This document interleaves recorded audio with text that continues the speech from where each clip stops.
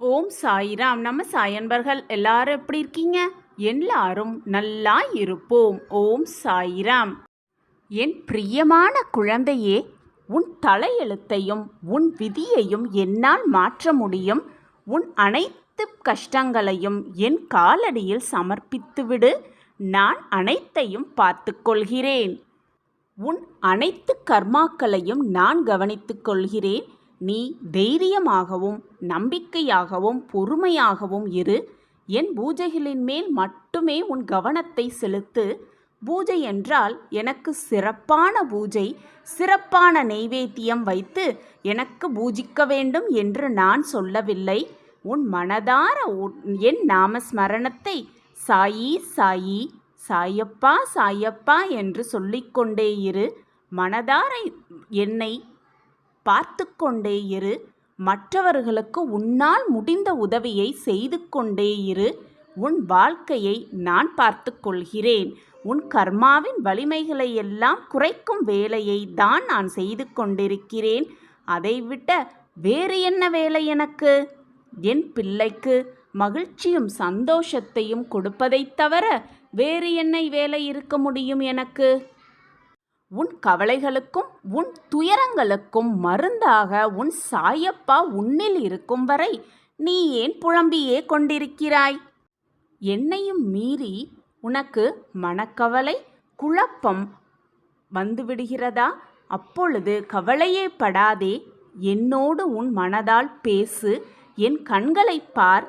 உன் அப்பா இருப்பதை நீ உணர்ந்து கொள்ளும் நேரம் உனக்கு வரும். நான் உன் அருகிலேயே இருப்பதை உணர்ந்து கொள்ளும் சூட்சமமான ரகசியமும் உனக்கு புரியும். ஏதோ ஒரு ரூபத்தில் வந்து உனக்கு நான் பதில் தருவேன். உனக்கான ஒரு தீர்வை நிச்சயமாக நான் தருவேன். சற்று யோசித்துப்பார். காரணம் இல்லாமல் எதுவுமே நடக்காது. நான் அதை நடத்தி வைக்கவும் மாட்டேன். ஏதோ ஒரு காரணத்துக்காகத்தான் அனைத்தும் நடந்து கொண்டிருக்கிறது என்று மனதார நம்பு என் தங்கமே. உன் சாயப்பாவை முழுமையாக நம்பு. உன்னை வேதனைப்படுத்துவது, உன்னை கலங்க வைப்பது என் நோக்கம் அல்ல. உன்னையும் உன் மனதையும் பக்குவப்படுத்துவதற்காகவே நான் அதை செய்து கொண்டிருக்கிறேன்.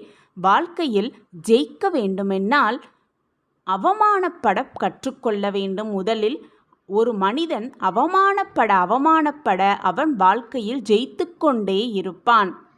அப்படி அவமானப்பட்டால் விரைவில் நீ நல்ல நிலைமைக்கு வரப்போகிறாய் என்றுதான் அர்த்தம். அந்த வேலையை நான் நிச்சயமாக உனக்காக செய்து முடிப்பேன். இது உன் சாயப்பாவின் சத்திய வாக்கு. எதற்குமே கலங்காதே.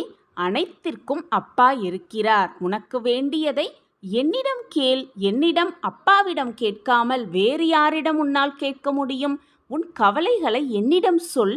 உன் கண்ணீரை என்னிடம் என் காலடியில் சமர்ப்பித்துவிடு.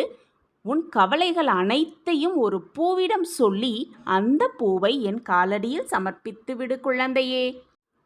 அந்த பூவை என் காலடியில் சமர்ப்பித்துவிட்டு அந்த பிரச்சனை தீருமா தீராதா என்று யோசித்து கொண்டே இருக்காதே.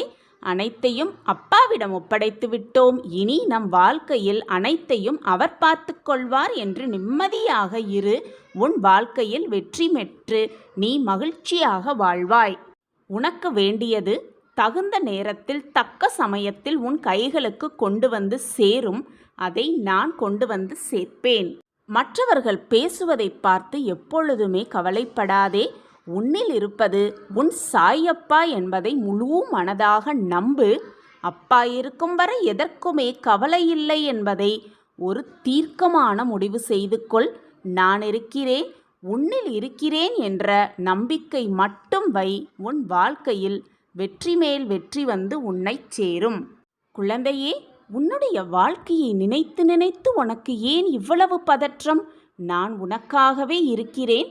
உன் வாழ்க்கையை நான் பார்த்து கொள்கிறேன். அமைதியாக இரு என் தங்கமே.